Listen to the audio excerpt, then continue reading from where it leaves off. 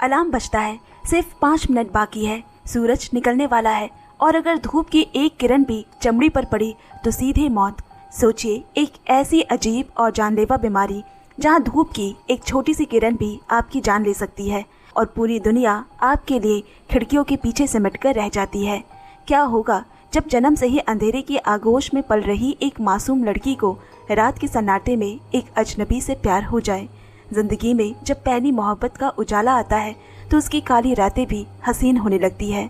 वक्त की बेदर्दी के बीच धड़कती 2 दिलों की मासूम धड़कनें जो ये एहसास करा जाएगी कि जिंदगी लंबी हो या ना हो, हसीन ज़रूर होनी चाहिए।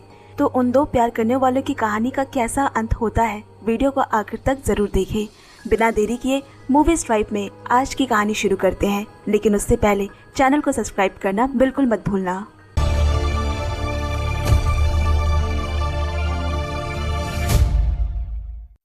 क्या आप जानते हैं कि मेसोपोटामिया की रेगिस्तानी मिट्टी तले कौन से खौफनाक राज दफन है? या माया सभ्यता के लोग अपने समय से हजारों साल आगे का ज्ञान कहां से लाते थे? ग्रीक देवताओं के पौराणिक मिथकों के पीछे छुपा असली सच क्या है? जिन विशालकाय पिरामिडों को देखकर आज के आधुनिक इंजीनियर्स के पसीने छूट जाते हैं, वे आखिर उस दौर में बने कैसे? क्या पिरामिडों का कनेक्शन सचमुच धरती के बाहरी यानी किसी दूसरी दुनिया के एलियन से था? अतीत के ये रहस्यमयी सभ्यताएं अपने वक्त से कितनी आगे और कितनी एडवांस थी? इतिहास के इन्हीं रोंगटे खड़े कर देने वाले रहस्यों और अनसुलझी पहेलियों से पर्दा उठाने आ गई है हमारी नई पेशकश।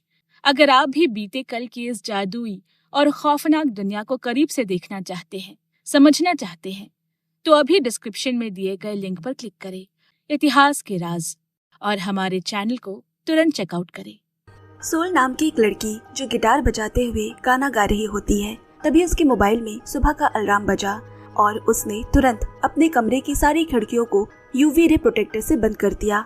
इसके बाद वो बाहर निकल रही धूप को देखने लगती है और हमें भी साथ साथ पता चलता है कि सोल जन्म से ही ऐसी गंभीर बीमारी से पीड़ित है जहाँ सूरज की रोशनी उसके शरीर पर नहीं पड़ सकती, नहीं तो उसकी जान भी जा सकती है। असल में धूप के संपर्क में आने से उसे त्वचा का कैंसर और आंखों से जुड़ी बीमारियां जैसी और भी गंभीर समस्याएं हो सकती है जो जानलेवा साबित हो सकती है। इसी वजह से वो हमेशा घर के अंदर रहती है और खिड़कियों पर यूवी प्रोटेक्टर लगे हुए हैं। इसके बावजूद सोल खुशी खुशी जीने की कोशिश कर रही है। हर दिन उसके घर के बाहर ट्रक में फल बेचने वाले जून नाम के एक लड़के पर उसका क्रश होता है। घर की गली में जून की आवाज सुनते ही वो जल्दी से दूरबीन से उसे देखने लगती। तभी उसकी सबसे करीबी दोस्त ग्योंग वहाँ आकर कहती है, तुम कब तक ऐसे बैठकर उसे देखती रहोगी?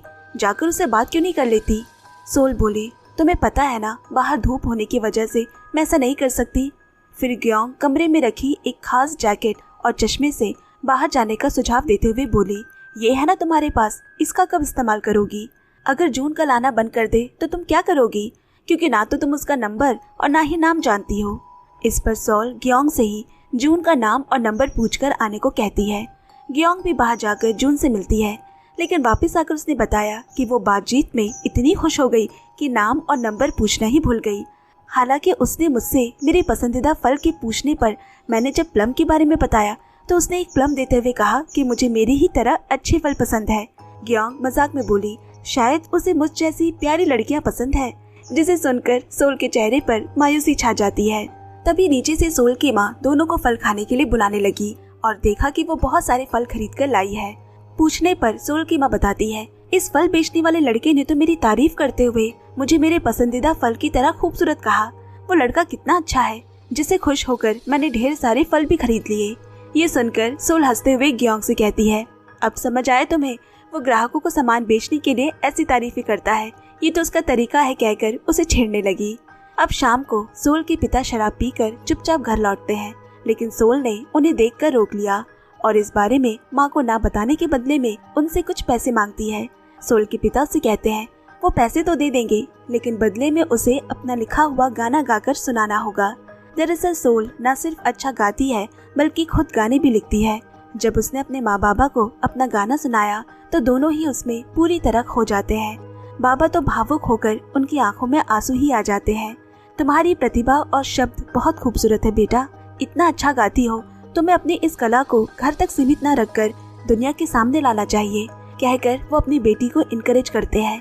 लेकिन सोल अपने बाबा से सहमत नहीं होती। उसका मानना है कि बाहर उससे भी बहुत बड़े बड़े टैलेंटेड मौजूद है, तो कोई उसका गाना क्यों सुनेगा। इतना कहकर वो अपने कमरे में चली गई। अगले दिन सोल फिर खिड़की के पास बैठकर जून का इंतजार कर रही होती है, लेकिन आज वो नहीं आया। इसी तरह कई दिन बीत गए, लेकिन जून फल बेचने नहीं आया। जब भी बाहर से किसी ट्रक की आवाज आती, सोल उम्मीद के साथ बाहर देखा करती, लेकिन हर बार जून की जगह कोई और होता। ऐसे ही एक शाम उदास बैठी सोल को अचानक बाहर जून की आवाज सुनाई पड़ती है। खिड़की से बाहर देखने पर उसे वहां सच में जून दिखाई देता है। जून को देखकर उसका चेहरा खुशी से खिल उठा। हालांकि जून एक महिला को फल बेचकर अपना ट्रक लेकर चला जाता है, मगर अब सोल जून से मिले बिना एक पल भी नहीं रह पाती और भाग्य से बाहर अंधेरा भी हो चुका था। उसी मौके में वो घर से निकलकर सीधे जून के ट्रक के पीछे दौड़ते दौड़ते काफी दूर निकल आती है। एक जगह पहुंचकर जून उसे यूं दौड़ता हुआ देखकर अपना ट्रक रोकता है। जब वो पास आया तो देखा कि सोल नंगे पैर है और बहुत हाफ रही है। जून के पूछने पर कि क्या वो ठीक है, सोल बोली, मुझे सेब चाहिए थे। जून उसे सेबों का बैग पकड़ाते हुए बोला, मैं तो कल भी आ सकता था, तुम्हें इस तरह दौड़ कर आने की जरूरत नहीं थी। सोल बोली, नहीं, दिन भर मैं काम में व्यस्त रहती हूँ और आपका लाया हुआ फल बहुत अच्छे होते हैं, ऐसे ही हमेशा रात में फल लेकर आया करो। जून बोला, ऐसे हर बार तो संभव नहीं होगा, इसके बजाय मेरा ये फोन नंबर रख लो और जब भी कभी फल चाहिए हो बस मुझे फोन कर देना। अब जून के जाने के बाद सोल की खुशी का ठिकाना नहीं रहता।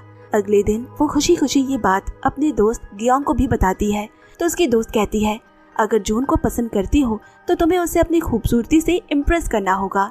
इसके लिए अब वो सोल का हेयर स्टाइल बनाने लगी, लेकिन गलती से वो उसके सामने के बाल ही खराब कर देती है। सोल को पता चलने से पहले ही गियोंग उसे अपनी आंखें बंद करने को कहकर डर के मारे वहाँ से भाग जाती है। बेचारी अब सोल खुद अपने बिगड़े बाल को ठीक करने की कोशिश करती है। उसी रात सोल फिर से सेब मंगवाने के बहाने जून को फोन करती है। थोड़ी देर में जून भी सेब लेकर आ गया, तो सोल उसे बातों में रोक लेती है और फिर दोनों एक बेंच पर बैठकर बातें करने लगे। बातचीत के दौरान जून उसका हाथ दिखाने को कहता है, जिसे देखकर वो समझ जाता है और पूछता है, तुम गिटार बजाती हो क्या, तुम सिंगर हो? इसके बाद उसने सोल से पूछा, बताओ मुझे देखकर क्या लगता है कि मैं क्या काम करता हूँ? जून उसे अंदाजा लगाने को कहता है कि उसका असली काम क्या है। फिर वो बताता है कि फल बेचना उसका परमानेंट काम नहीं है, बल्कि पिता की बीमारी के कारण वो ये काम कर रहा है, लेकिन उसका असली काम कुछ और ही है। लेकिन सोल उसके असली काम का सही अंदाजा नहीं लगा पाती। फिर जून कहता है, ठीक है, धीरे धीरे उसे उसके काम के बारे में भी पता चल जाएगा और दोनों फिर एक दूसरे को अपना नाम बताते हैं। इस तरह धीरे धीरे उनका रिश्ता एक कदम और आगे बढ़ता है। इधर जब वे बातें कर रहे होते हैं तब सोल की दोस्त गियोंग भी छिपकर उन्हें देख रही होती है। उसके मन में ये जानने की बड़ी उत्सुकता हो रही है कि आखिर दोनों आपस में क्या बातें कर रहे हैं। इसीलिए अगले ही दिन वो सोल से मिलने उसके घर पहुंचती है, लेकिन सोल भी उसके बाल काट कर पिछले शरारत का बदला ले लेती है और गियोंग सोल को गुस्से भरी नजरों से देखती है। अब दोनों बैठकर जून के बारे में बातें करने लगे। मैं कैसे आगे बात बढ़ाऊं? सोल के पूछने पर गियोंग कहती है, जून को पता तो चल ही चुका है कि तुम गाती हो, इसीलिए अगली बार जब उसे तुम बुलाओ तो ऐसा अच्छा माहौल बनाकर अपना गाना सुनाना जो तुम्हारी मुलाकात को और भी रोमांटिक बना दे। अब अगली रात सोल अपने घर के बाहर गिटार लेकर बजा रही होती है। उसी समय जून भी सेब लेकर वहाँ आता है, जिन्हें सोल ने फोन करके मंगवाया था। सेब देकर जब वो जाने लगा तो यहाँ सोल के दिमाग में बातें घूम रही है, मैं क्या करूँ? फिर वो उसे रोक कर कहती है, थोड़ी देर बैठो, मैं तुम्हें एक गाना सुनाती हूँ। जिसके बाद वो गिटार बजाते हुए अपना लिखा हुआ गाना गाकर जून को सुनाती है। सोल की आवाज सच में बहुत प्यारी है और जून को भी गाना बेहद पसंद आया। वो उसकी तारीफ में बोला, तुम सच में बहुत टैलेंटेड हो। इसके बाद जब उसने सोल को एक और गाना सुनाने के लिए कहा तो सोल मजाक में, मैं गाना गाऊं और तुम सिर्फ सुनो, ये तो गलत बात है, तुम्हें भी मेरे लिए कुछ करना चाहिए ना। तब जून ने कहा, ठीक है, मैं तुम्हें मूवी दिखाने ले जाऊंगा। कुछ दिनों बाद दोनों साथ में मूवी देखने जाते हैं। ये उनके लिए एक तरह की पहली मूवी डेट होती है और मूवी भी दोनों जून के ट्रक में बैठकर देख रहे होते हैं। मूवी देखते समय अचानक स्क्रीन पर एक छोटे से रोल में जून दिखाई देता है और फिर वो तुरंत सोल को मूवी में खुद के उस हिस्से को दिखाते हुए बोला, देखो ये मैं हूँ और अब तुम्हें पता चल गया होगा कि मैं क्या काम करता हूँ। दरअसल जून फिल्मों और टीवी में छोटे मोटे रोल करता है और उसका सपना एक दिन बड़ा अभिनेता बनने का है। मूवी खत्म होने के बाद जून सोल को घर छोड़ने जाता है। रास्ते में वो अपने फ्यूचर और करियर की बातें करते हुए कहता है, सोल तुम्हारा फ्यूचर बहुत ब्राइट है, तुम एक बहुत बड़ी सिंगर बन सकती हो और मैं भी एक दिन बड़ा स्टार बन सकता हूँ। लेकिन फ्यूचर की ये बातें सुनकर सोल को बुरा लगता है और वो कहती है, हम फ्यूचर की बातें ना करें तो बेहतर है। इतना कहकर वो उदास होकर घर के अंदर चली गई और जून वहीं खड़ा सोचता रह गया कि कहीं उसने ऐसी कोई बात तो नहीं कह दी कि जिससे सोल का दिल दुख गया। दूसरी तरफ घर में सोल के पापा उसका इंतजार कर रहे होते हैं, क्योंकि उन्हें पता चल चुका था कि उसकी बेटी जून के साथ डेट पर गई थी। वो उससे मूवी के बारे में पूछते हैं और समझाते हैं कि भले ही मुश्किल हो, लेकिन तुम्हें जून को अपने बारे में पूरी सच्चाई बतानी ही होगी। तो अगले ही दिन सोल जून को सब कुछ बताने के लिए डिनर पर बुलाती है। यहाँ दूसरी तरफ जून भी काम के दौरान परेशान रहता है कि उससे क्या गलती हो गई थी कि जिसकी वजह से सोल नाराज होकर चली गई। तभी उसे सोल का मैसेज आया और वो खुश हो जाता है।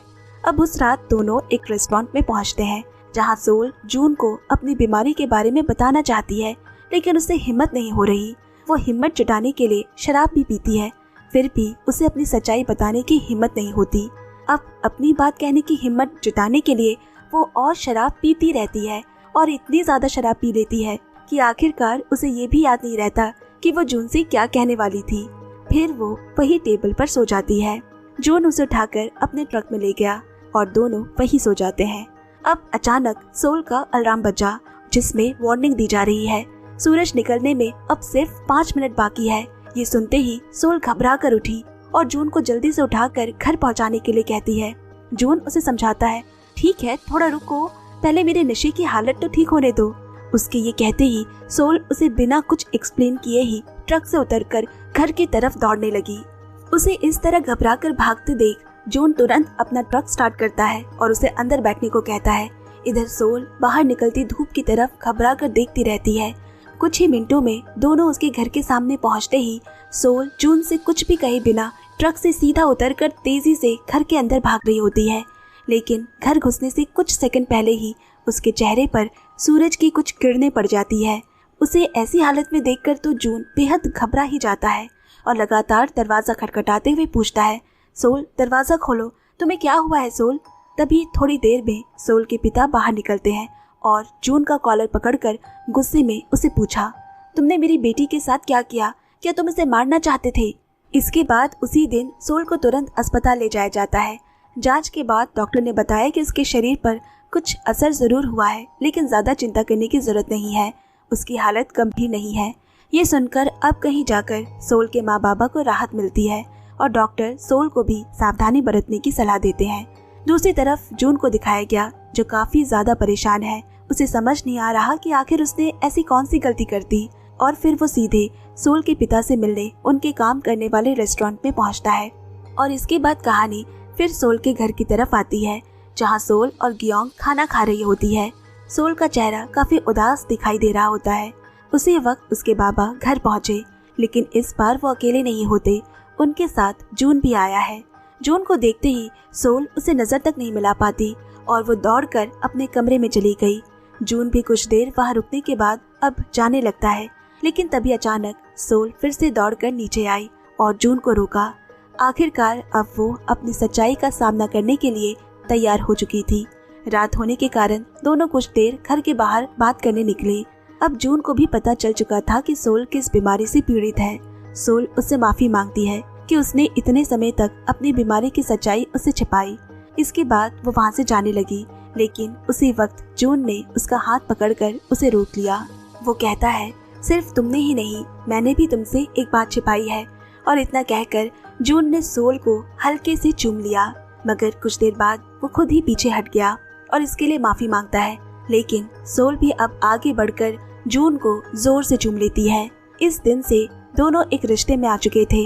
दोनों रात में बाहर घूमने जाते, रेस्टोरेंट में खाना खाते और एक नॉर्मल कपल्स की तरह कई छोटी छोटी चीजें करके अपना समय साथ बिताने लगते हैं। सोल के लिए ये जिंदगी का बिल्कुल एक नया अनुभव था और वो पहली बार इतने करीब से सामान्य जिंदगी को महसूस कर रही थी। एक दिन घूमते हुए सोल की नजर एक गिटार पर पड़ती है उसे वो गिटार बहुत पसंद तो आया, लेकिन कीमत काफी ज्यादा होने की वजह से वो उसे खरीदे बिना ही वहाँ से चली जाती है।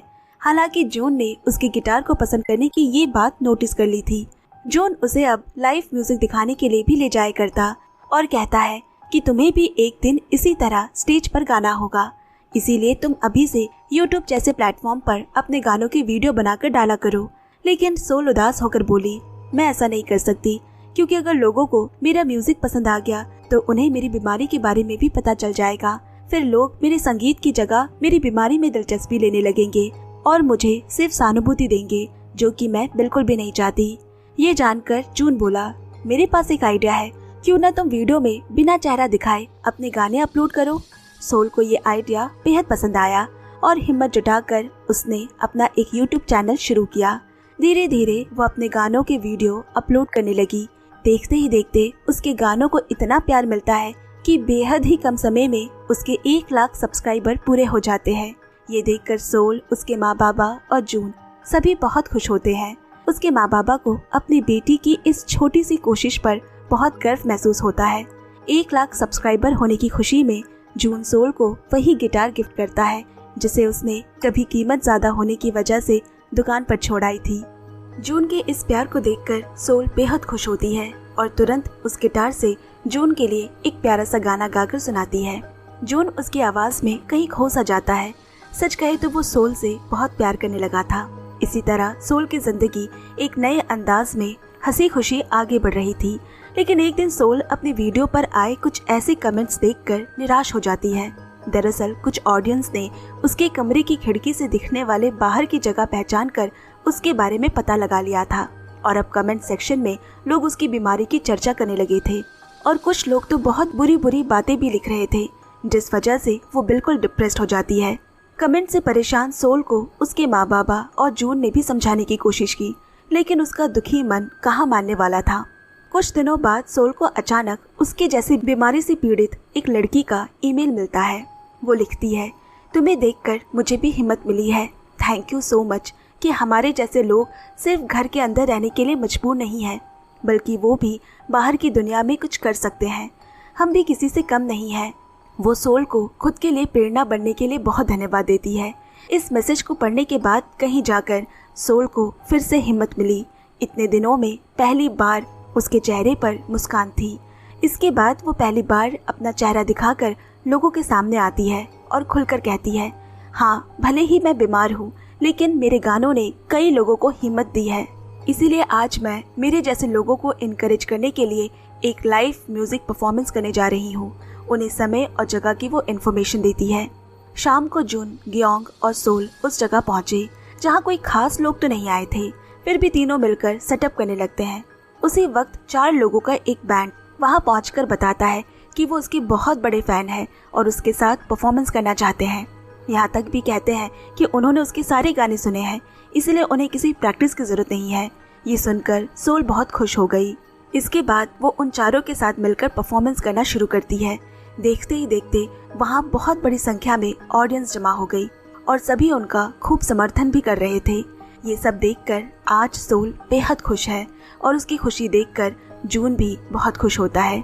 लेकिन ऐसे ही एक दिन जब सोल अपने दोस्त गियोंग को नया म्यूजिक सुनाने के लिए गिटार बजा रही होती है, तभी अचानक उसकी उंगलियां काम करना बंद कर देती है, जिसके बाद उसके माँ बाबा उसे तुरंत अस्पताल ले गए।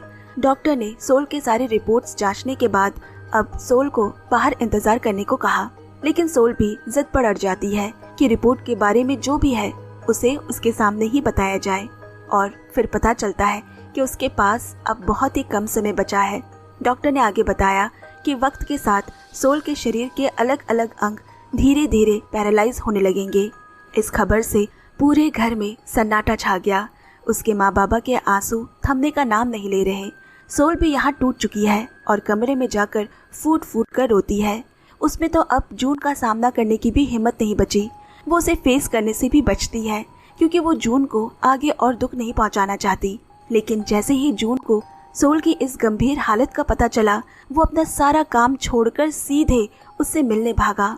दूसरी तरफ यहाँ सोल ये सोचकर कि अब तो उसे वैसे भी मरना ही है, वो खिड़की से बाहर निकल रही धूप की तरफ देखते हुए खिड़की पर लगे यूवी रे प्रोटेक्टर को हटाने लगती है। इससे पहले कि सूरज की किरणें उसके शरीर पर पड़े, सौभाग्य से जून ने समय पर पहुंचकर उसे चादर से ढक दिया और फौरन यूवी प्रोटेक्टर बंद कर देता है। इसके बाद दोनों बैठकर बातें करते हैं और बातों के दौरान जून भी बेहद भावुक होकर रोने लगा। अब उसी शाम सब लोग सोल के घर डिनर करने के बाद जून की हाल ही में आई एक सीरीज देखने बैठते हैं। उसमें जून की एक्टिंग देखकर सभी जोर जोर से हंसते हुए लोटपोट हो जाते हैं।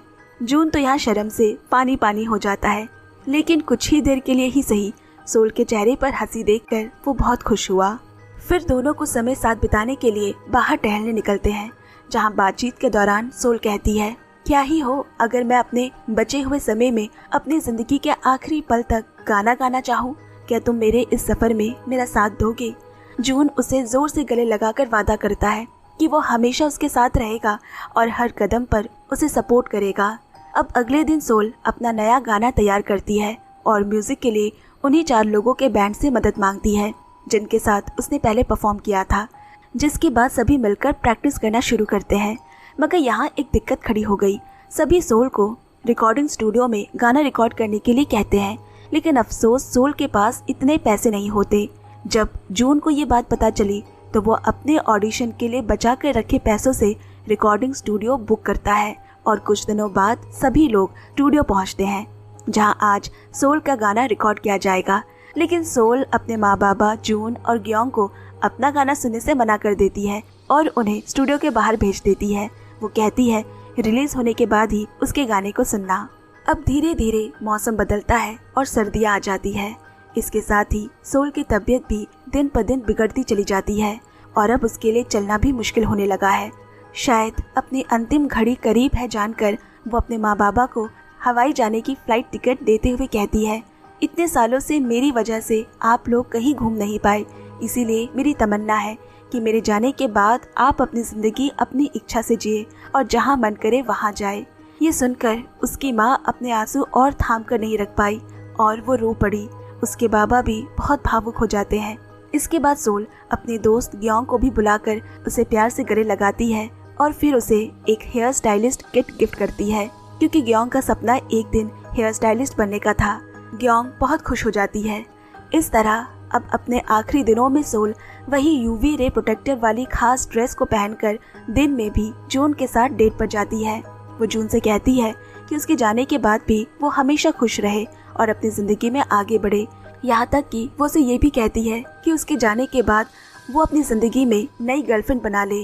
अब उसके बाहर घूमने के दौरान अचानक वहाँ कुछ लोग सोल को पहचानने लगते हैं और धीरे धीरे कई फैंस उसके पास आकर उसके साथ फोटो खिंचवाते हैं।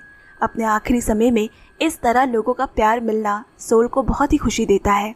वो इन पलों को दिल से महसूस करती है और जून के साथ ऐसे ही खुशहाल अपना समय बिताती है। अब कुछ समय बाद कहानी जून की तरफ आती है, जहां वो एक बड़े शो के लिए ऑडिशन दे रहा होता है। इस बार उसकी एक्टिंग पहले से काफ़ी बेहतर हो चुकी है। वो अपने ऑडिशन में बहुत अच्छा परफॉर्म कर आखिरकार फाइनलिस्ट के रूप में चुन लिया जाता है। वहीं दूसरी तरफ सोल अपने जीवन के आखिरी पल में पहुंच चुकी होती है। डॉक्टर उसके लाइफ सपोर्ट सिस्टम को हटाने की तैयारी कर रहे होते हैं और वो हमेशा के लिए इस दुनिया को अलविदा कहने वाली होती है। लेकिन जून को इस बात की जानकारी नहीं होती, क्योंकि सोल ने खुद पहले ही मना कर दिया था कि उसी दिन जून का बहुत इम्पोर्टेंट ऑडिशन है, इसीलिए उसे इस बारे में कुछ भी ना बताया जाए। मगर ऑडिशन के दौरान ही ग्योंग जून को मैसेज कर देती है, जिसे देखते ही वो घबरा कर फौरन टैक्सी लेकर अस्पताल की तरफ निकल पड़ा। यहाँ अस्पताल में अब डॉक्टर सोल के परिवार को आखिरी बार सोल से मिलने के लिए बुलाते हैं। ये पल सभी के लिए भारी होता है। उसके माँ बाबा ग्योंग सभी उसे देखकर बुरी तरह रो रहे हैं। वो विदाई का पल इतना दर्दनाक था कि किसी के लिए भी उसे स्वीकार करना आसान नहीं था। अब डॉक्टर लाइफ सपोर्ट हटाने ही वाला होता है कि तभी जून अस्पताल आ पहुंचा। वो दौड़कर सोल के पास आया और रोते हुए उससे बोला, सोल, मैंने ऑडिशन पास कर लिया है, इसलिए अब तुम्हें मेरे बारे में चिंता करने की कोई ज़रूरत नहीं है। मुझे तुम्हें एक और बात बतानी है, सुनना चाहोगी? फिर वो अपने मोबाइल में एक रिकॉर्डिंग सुनाता है। दरअसल जिस टैक्सी में बैठकर जून अस्पताल आ रहा था, उसमें रेडियो पर सोल के फैंस के कई मैसेजेस सुना रहे होते हैं। वो कहते हैं भले ही सोल उनके बीच शारीरिक रूप से मौजूद ना रहे, लेकिन उसका म्यूजिक हमेशा उनके दिलों में जिंदा रहेगा। उसकी आवाज़ और उसके गाने हमेशा उनकी यादों का हिस्सा रहेंगे। जून वो सभी प्यार भरे मैसेजेस सोल को सुनाता है। इसके बाद वो सोल के उस गाए हुए आखिरी गाने को सुनाता है जो रिलीज होने के बाद बहुत ही फेमस हो चुका है, और इसी तरह सभी सोल को आखिरी विदाई देते हैं। सोल भी धीरे धीरे इस दुनिया से हमेशा के लिए विदा हो जाती है। सोल के जाने के बाद भी उसके माँ बाबा उसे हमेशा याद करते रहते हैं। खाना खाते समय उस खाली कुर्सी की तरफ देखते हैं जहाँ सोल बैठा करती थी और उसकी यादों के साथ खुश रहने की कोशिश करते हैं। दूसरी तरफ यहाँ ग्योंग भी अपने सपनों को पूरा करके हेयर स्टाइलिस्ट बन चुकी थी। वो अपने पास रखी उसी हेयर स्टाइलिस्ट किट को देखकर सोल को याद करती है जो कभी सोल ने उसे दी थी। वही जून अपने करियर की ऊंचाइयों पर पहुंच चुका है और लगातार अच्छा काम कर रहा है, लेकिन उसके दिल में आज भी सोल की यादें मौजूद है। वो अपने ज़िंदगी में आगे बढ़ने के बावजूद उसे कभी नहीं भुला पाता। अंत में कहानी फिर सोल के कमरे की तरफ आती है जहाँ खिड़की से सूरज की रोशनी अंदर आती हुई दिखाई देती है और वही उसका रखा हुआ गिटार भी। ये रोशनी उस लड़की की कहानी को याद दिलाती है जो खुद धूप में ज़्यादा देर नहीं रह सकी, लेकिन अपने म्यूज़िक और अपनी यादों के ज़रिए हमेशा के लिए लोगों के दिलों में जिंदा रह गई। इसी भावुक दृश्य के साथ ये खूबसूरत कहानी भी यही समाप्त हो जाती है। तो दोस्तों, मिडनाइट सन एक बीमारी या एक दुखद अंत की कहानी नहीं है, बल्कि ये उस प्यार की दास्तान है जो वक्त की बंदिशों से भी परे है। सोल भले ही कभी सूरज की धूप को ना छू सकी, लेकिन उसने अपनी गिटार की धुनों और सादे लफ्जों से अंधेरों के बीच भी एक नया उजाला खोज लिया। उसका लिखा हुआ संगीत उसकी मौजूदगी का वो सबूत है जो इस दुनिया में हमेशा गूंजता रहेगा। जैसे सूरजमुखी हमेशा रोशनी की ओर देखता है, ठीक वैसे ही ये कहानी हमें सिखाती है कि जिंदगी की खूबसूरती इस बात में नहीं कि वो कितनी लंबी है, बल्कि इस बात में है कि आपने उसे कितने प्यार से जिया है। सूरज के उजालों से छुपकर चांद की रोशनी में रची गई ये खूबसूरत लव स्टोरी आपको कैसी लगी, कमेंट्स में ज़रूर शेयर करें। कहानी आपके दिल को भी छू गई हो तो इस वीडियो को लाइक करें, शेयर करें और मूवीज ट्राइब को सब्सक्राइब कर जुड़ना बिल्कुल ना भूलें। साथ ही वीडियो को हाइप ज़रूर करें ताकि और लोगों तक भी ये पहुंच सके। मिलती हूँ अगली एक और नई कहानी में। Bye bye, take care.